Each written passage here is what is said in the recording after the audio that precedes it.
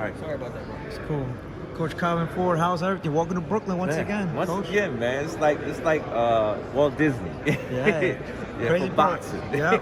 Crazy that I was mentioning to a couple of the colleagues that the last fight with the Barclays Center was Adam Kanaki fight, the heavyweight fight. So imagine that 2 years and a half later, Tank is back. Back, opening it up again. Yeah.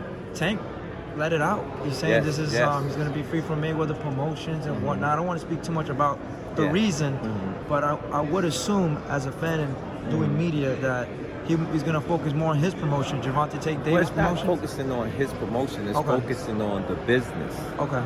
If you look at it, it's the same thing Floyd done. You know what I'm saying? With Bob Hearn. You know, it's nothing different. It's just good business. You know what I'm saying? Floyd and Al Heyman is the best in the business. You know what I'm saying?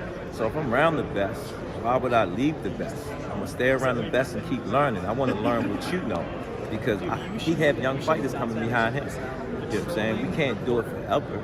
You know what I'm saying? So he wouldn't get a chance to venture on doing what he's doing with his guys, uplifting. If you look at Roy Jones done it. Yeah. You know what I'm saying? Floyd was just the most successful fighter to actually make it with it. You know what I'm saying? You got to remember, all the kids grew off of Floyd. You know what I'm saying? Floyd got, 3-4 decades and whatnot. So, again, I don't look at it as I'm leaving Floyd, you know what I'm saying? Because that circle has always been there. You know what I'm saying? It's just him trying to do what Floyd do. Floyd is always going to reach out to him, because if you listen to his interview, Floyd said he respected talent. It's not about the money. Tank can make all the money. He wasn't about the talent. You know what I'm saying? And that's what it is all about. It's about the talent. It's about the youngins. It's about changing boxing. So you got to remember, we lost a lot of good fighters, and then we had that transition to look for a good fighter. You know what I'm saying? And if you look at this year of fighters that's very happen, I'm gonna be sitting in front of the TV like, wow, you know. You talk about this circle or this transition period, right? Of looking for these fighters. Some of the names, top of my head, Gervonta, one of your fighters. I think of Devin Haney. I think of Shakur Stevenson. And then these days, I mean, it's crazy, man. It's crazy. The Charlo brothers. They making noise. They making noise in them fights that we are looking for. Remember, if you go look at the great fights, they didn't happen right away.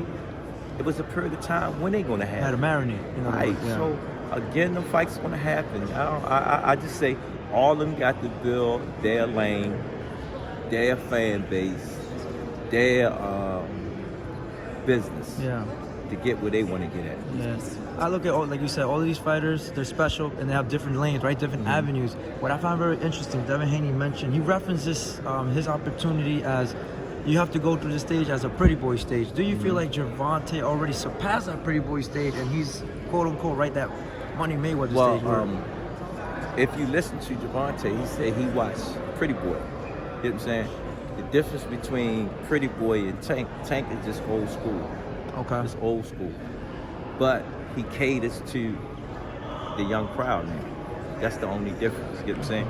It gives that, how would I sit there and say, that I don't want to. I say rap crowd. Okay, rap crowd. Okay. You know what I'm saying?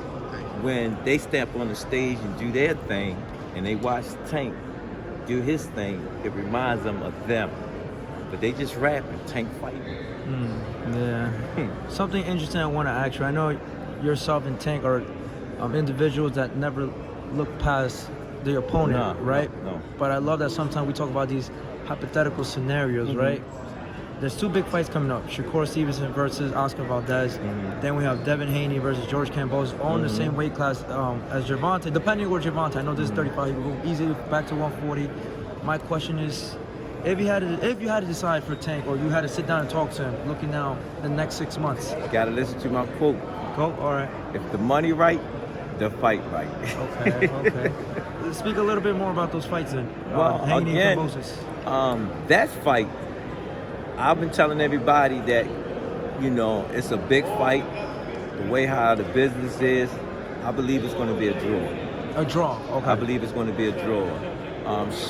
Shakur and his guy, I believe Shakur going to get his first knockout. First, you said what? Shakur going to get his first knockout.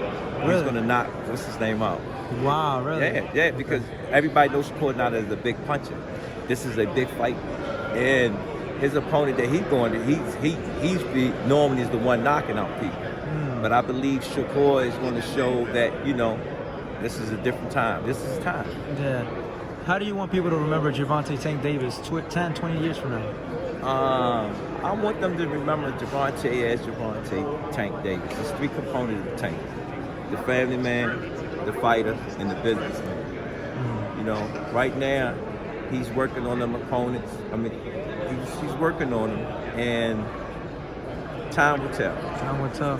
Time will tell. And what I see, he got a great future in front of him. Thank you so much, Coach Calvin. Wish you the best, and I hope the pay-per-view goes as planned. And thank you for everything. Thank you.